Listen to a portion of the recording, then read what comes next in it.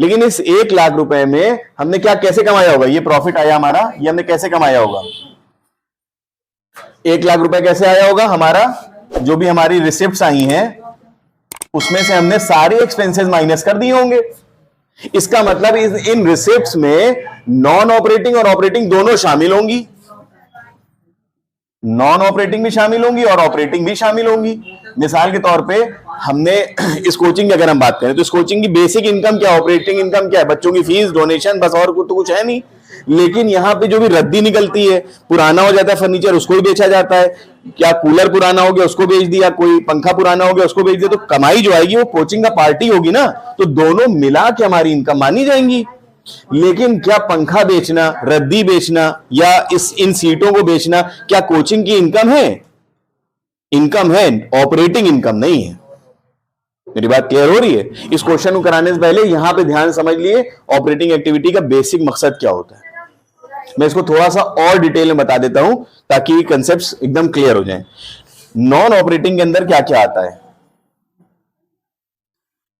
मिसाल के तौर पे अगर हम कोचिंग की बात करें तो यहां पे फर्नीचर पुराना बेचा, उसकी सेल आ गई, ठीक है, कूलर बेचा हमने पुराना, रद्दी बेची, न्यूज़पेपर हमने बेचे पुराने, इन सब की सेल क्या हो गई, नॉन ऑपरेटिंग इनकम। क्लियर? और ऑपरेटिंग इनकम क्या क्या हो गई, बच्चों की फीस, डोनेशन, ये सब क्या हो गया हमारा, बच्चों की ऑपरेटिंग, ये हमारी कोचिंग की क्या हो गई, ऑपरेटिंग इनकम। लेकिन जब कोचिंग इनकम मानी जाएगी तो दोनों को जोड़ दिया जाएगा।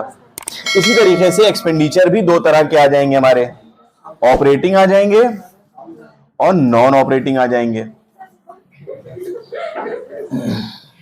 ऑपरेटिंग में क्या क्या आ जाएगा, टीचर की सैलरी हो गई, इलेक्ट्रिसिटी चार्जेस हो गए जो पंखा का चल रहा है आपका, सीट्स वगैरह जो खरीदी जाएंगी उसके मेंटेनेंस वगैरह जो होगा, है ना। तो जिस तरीके से आपकी जो रिसिप्ट्स हैं, जो इनकम है, वो ऑपरेटिंग और नॉन ऑपरेटिंग कैटेगरी में आएंगी, वैसे ही एक्सपेंसेस भी ऑपरेटिंग और नॉन ऑपरेटिंग की कैटेगरी में आएंगे। ऑपरेटिंग कैटेगरी में क्या आ जाएगा, टीचर की सैलरी हो गई, ठीक है, जो बच्चे आप जिन सीट्स पे बैठे हैं इन सीट्स का जो भी एक्सपेंडिचर आता है वो आ जाएगा, या जो यहाँ का बिजली का बिल आ रहा है पंखे वगैरह चलाने के लिए, लाइट वगैरह जलाने के लिए, वो आपका इसमें आ जाएगा। साथ ही साथ मान लो हमने यहाँ पे पेड़ वेड़ लगा के रखे हैं, गार्डनर है, यहाँ पे कोई बहुत बड़ी जगह है हमारे पास, गार्डनर है, उसकी सैलरी दे दी हमने, या मान लो रिसेप्शन में सैलरी हमने दे रहे हैं, रिसेप्शन की, न्यूज़पेपर हमने सब्सक्राइब किया हुआ, इसकी सैलरी हम दे रहे हैं, ठीक है, या मान लो हमने पेंट वगैरह करा के रखा हुआ है, बहुत ज्यादा, बहुत महंगा वाला पेंट करा दिया हमने कोचिंग को ज्यादा दिखाने के लिए, शो ऑफ करने के लिए, तो है तो कोचिंग के खर्चे ना ये भी और ये भी। लेकिन क्या गार्डनर के ना होने से पढ़ाई पे कोई फर्क पड़ेगा? नहीं। टीचर के ना होने से पड़ेगा? पड़ेगा। रिसेप्शनिस्ट के ना होने से पढ़ाई में फर्क पड़ेगा? कोई फर्क नहीं पड़ेगा। हाँ, इजीनेस हो जाएगी, थोड़ी सी आसानियां हो जाएंगी आप लोगों को, चीजें हमारे लिए आसानी हो जाएगी चीजें रिकॉर्ड करने के लिए, लेकिन इसके होने से पढ़ाई पे कोई फर्क नहीं पड़ेगा। लेकिन अगर यहाँ पे बिजली ना हो, पंखा ना हो, लाइट ना जले तो पढ़ाई नहीं हो सकती, पॉसिबल नहीं है, तो ये क्या हो गया, ऑपरेटिंग। ऐसे ही सीट्स ही ना हो तो पढ़ाई होगी। अगर बहुत ज्यादा महंगा वाला पेंट हम यहाँ ना कराएं तो क्या पढ़ाई रुक जाएगी? इसमें बहुत अच्छा वाला पेंट तो नहीं है, लेकिन क्या पढ़ाई कम हो रही है? नहीं, पढ़ाई वैसी हो रही है, रिजल्ट आ रहा है बच्चों का।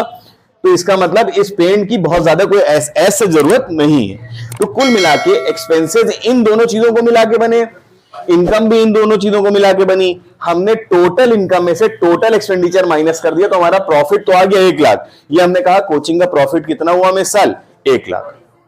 लेकिन क्या ये प्रॉफिट हमारा ऑपरेटिंग है, एक्चुअली काम करने से आया है? नहीं, हमें वही पता करना है कि हमारा ऑपरेटिंग मतलब कोचिंग का जो मेन पर्पस है उसको अंडरटेक करने से कितना पैसा आ रहा है। तो हम क्या करेंगे, in non operating expense incomes को जो कि क्या हुई है, ऐड हुई नहीं है, इनको हम क्या करेंगे, माइनस कर देंगे, माइनस नॉन ऑपरेटिंग रिसिप्ट्स, और क्या करेंगे, ऐड कर देंगे नॉन ऑपरेटिंग एक्सपेंस।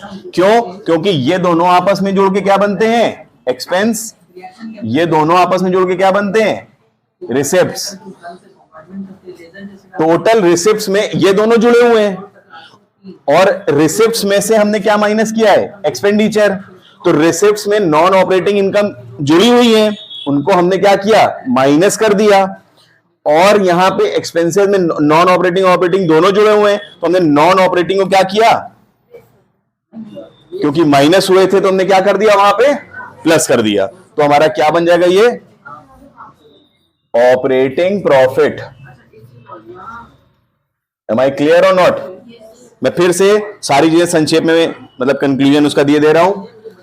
क्वेश्चन में प्रॉफिट हमारा जो आता है वो कैसे आता है, रिसिप्ट माइनस एक्सपेंडिचर। रिसिप्ट बनती है नॉन ऑपरेटिंग ऑपरेटिंग दोनों चीजों को मिला के, और एक्सपेंडिचर भी बनते हैं कैसे, ऑपरेटिंग और नॉन ऑपरेटिंग एक्सपेंडिचर को मिला के। लेकिन हमें यहां पे जो कैश फ्लो में रिलेशन चाहिए वो चाहिए ऑपरेटिंग प्रॉफिट से। किससे, ऑपरेटिंग प्रॉफिट से। कैसे निकलता है, दो तरीके हैं। पहला तरीका क्या है कि जो नॉन ऑपरेटिंग इनकम जुड़ी हुई है उसको माइनस कर देंगे, और जो नॉन ऑपरेटिंग एक्सपेंडिचर यहां पे माइनस हो चुके हैं उनको क्या कर देंगे हम लोग, प्लस कर देंगे। So we will get operating profit. दूसरा तरीका क्या होता है, हम लोग सिर्फ, दूसरा तरीका मैं बता रहा हूं, ऑपरेटिंग रिसिप्ट से ऑपरेटिंग एक्सपेंसेस माइनस कर देंगे तो क्या मिल जाएगा हमें, प्रॉफिट फ्रॉम ऑपरेशन या ऑपरेटिंग प्रॉफिट।